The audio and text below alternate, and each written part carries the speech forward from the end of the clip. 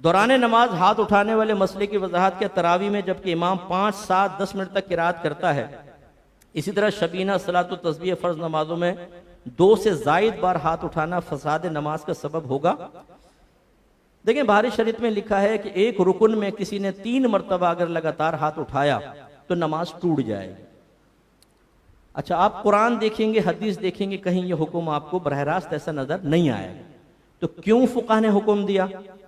उन्होंने इस पर नजर की कि नबी करीम सल्लल्लाहु अलैहि वसल्लम ने जैसे एक शख्स को देखा कि वो अपनी दाढ़ी से खेल रहा था, तो सरकार ने इरशाद फरमाया कि अगर इसके कल्ब में खुशू होता तो इसके आज़ा भी खुशू पजीर होते, यानी दिल में तवज्जो होती तो हाथ से ना खेल रहा होता, दाढ़ी से ना खेल रहा होता। इसका मतलब यह है कि हमें बड़े सुकूत के साथ नमाज पढ़नी चाहिए। फिर इमाम आज़म रज़ी अल्लाह तआला अन्हु के नज़दीक अगर नमाज में कोई ऐसा अमल कर लें कि दूर से देखने में ऐसा यकीन हासिल हो जाए कि नमाज में नहीं है, उसे अमल कसीर कहते हैं। जैसे मैं मोबाइल निकालूं, नमाज पढ़ रहा हूं, मोबाइल निकाला, एक आध मैसेज किया, रखा, शुरू, तो जब मैं ये इस तरह कर रहा हूँगा तो यकीनी सी बात है कि मैं नमाज में नजर नहीं आ रहा। आप यकीन से कहेंगे मुस्ताफ तो मोबाइल से खेल रहे हैं, नमाज टूट जाएगी। तो अब फुकहा ने ये फरमाया कि जो हाथ लगातार एक रुकन में उठेगा ये अमल कसीर की तरह है, लिहाजा उन्होंने कहा 3 दफा लगातार हाथ उठाएंगे तो हम नमाज टूटने का हुक्म देंगे।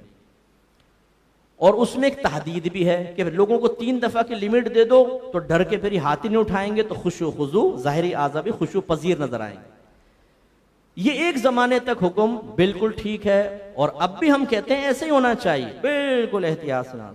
लेकिन हम जो मुशाहिदा कर रहे हैं वो यही है कि हमारे जो कॉलेज के खास तौर पे नौजवान हैं, स्कूल के आते हैं,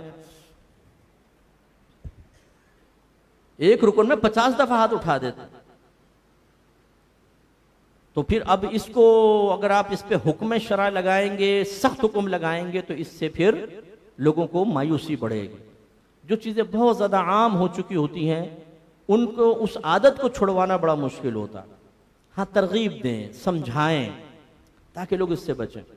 अच्छा, इसी तरीके से अब इमाम साहब का मसला, इमाम साहब ने किरात शुरू की, पहले मिनट में खुजा लिया, 3 मिनट तक किरात रही, फिर खुजली हुई, उन्हें खुजा लिया, फिर 5 मिनट तक किरात करते रहे, फिर खुजली हुई, उन्हें उठा लिया। अब ये बच्चा गिन रहा था 1, 2, तो इसने हंगामा कर दिया, खबरदार, खत्म खत्म खत्म खत्म खत्म, इमाम साहब रुक जाओ, आपने 3 दफा हाथ उठा लिया है, नमाज गई, सबकी गई, तोड़ दो नमाजें, तोड़ दो। ये फितना सही रहेगा? अब इसको कौन अमल कसीर कहेगा? आप बताइए कि अगर इतनी देर में ये देखने में ऐसा लगेगा कि नमाज से बाहर है? नहीं। इसका मतलब हुआ जो फुकहा ने लिखा वो एक तहदीद जरूर थी, लेकिन उसको बेआईनी वैसे ही आज के दौर में अप्लाई करना और बगैर सोचे समझे करना, ये फितना फसाद का सबब बनेगा। बिल्कुल खुशू खुजू से नमाज पढ़नी चाहिए, लेकिन आज मेरे आका ने फरमाया आखिरी ज़माना होगा, पूरी मस्जिद में तुम्हें एक आदमी भी ऐसा नज़र नहीं आएगा जो खुशू खुजू के साथ नमाज पढ़ रहा हो। ऐसे दौर में सख्त मसाइल बयान करना लोगों के लिए दीन से दूरी का सबब बन सकता है। इसलिए जहां इसको हम कहते हैं नस्से मजहबी, एक होता है कुरान से वाज़े हुक्म साबित है, हदीस से उसे नस्से क़तई कहते हैं। अच्छा, एक हदीस से ऐसा हुक्म कि मुज्तहिद को राय देने की ज़रूरत पड़े या कुरान की किसी आयत में मुज्तहिद अपनी राय दे, इन्हें नस्से ज़न्नी कहते हैं। और एक होता है कुरान हदीस में उसको सबूत नहीं होता, मुज्तहिदीन अपनी राय से कोई हुक्म लगाते हैं, इसे नस्से मजहबी कहते हैं। मजहब से मुराद फ़िक़्ह हनफी, मजहब हनफी, उसमें होता। ये जो नुसूस मजहबिया होती हैं इनमें बड़ी वुसअत होती है, बहुत रियायत होती है। ये कुरान नहीं है, ये हदीस नहीं है, ये फुकहा की अपनी ज़ाती राय है। अगर फुकहा उस दौर के आज के दौर में होकर लोगों के मामलात को देखते तो वो इसमें मेरी दानिश के मुताबिक नरमी पैदा फरमाते।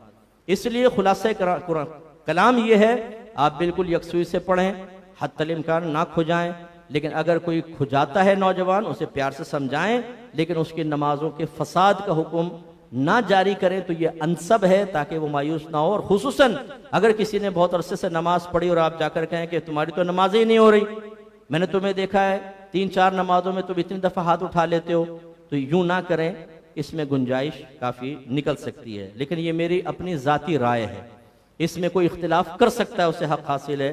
फ़र्ज़ कर लें मुफ्ती साहब ही मेरे जाने के बाद कहें भाई ये मसला यूँ नहीं है, जैसे बारिशत में लिखा है वैसे ही करो, ये कोई लड़ाई झगड़े का मसला नहीं। लेकिन हमारा चूंकि मुशाहिदा, मैं बहुत ज़्यादा दुनिया में रहता हूँ, बहुत ज़्यादा पब्लिक में रहता हूँ, मैंने बहुत ज़्यादा दीन हमने पढ़ाया है, हजरत ने पढ़ाया हो, तो अपनी अपनी राय हो सकती है। हमने देखा है जो मुआशरे में इस वक्त, उसमें हमें रियायत देनी चाहिए।